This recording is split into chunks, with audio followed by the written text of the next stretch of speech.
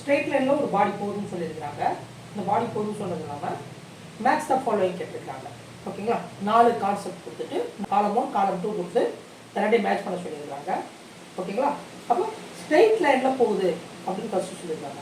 அப்போ ஸ்ட்ரெயிட் லைனில் போகுது அப்படின்னு சொல்லும்போது பார்த்தீங்கன்னாக்க உங்களுக்கு எப்பயுமே வந்து டிஸ்டன்ஸ் வந்து 0 ஆகாது, டிஸ்பிளேஸ்மெண்ட் வந்து 0 ஆகலாம். ஓகேங்களா, ரைட். அப்போ டிஸ்பிளேஸ்மெண்ட் வந்து 0 அப்படின்றது. ரெண்டாவது பார்த்தீங்கன்னாக்க ஆக்சலரேஷன் கொடுத்துருக்காங்க. அவங்க கொடுத்துருக்கிறதுல யூனிட் பார்த்தீங்கன்னாக்க மீட்டர் பர் செகண்ட் ஸ்கொயர் வந்து ஒரே ஒரு இதுக்கு தான் இருக்குது. அதை நம்ம எடுத்துக்கிட்டோம் அப்படின்னு சொன்னாக்கா அதுதான் ஆக்சலரேஷனுக்கான ஆன்சர். அப்போ டிஸ்பிளேஸ்மெண்ட் 0 அப்படின்றது ஒரு ஆன்சரு, அதை நம்ம மேட்ச் பண்ணிடலாம். ஆக்சலரேஷன் வந்து -2 மீட்டர் பர் செகண்ட் ஸ்கொயர்ன்றது ஆன்சர் பண்ணிக்கலாம்.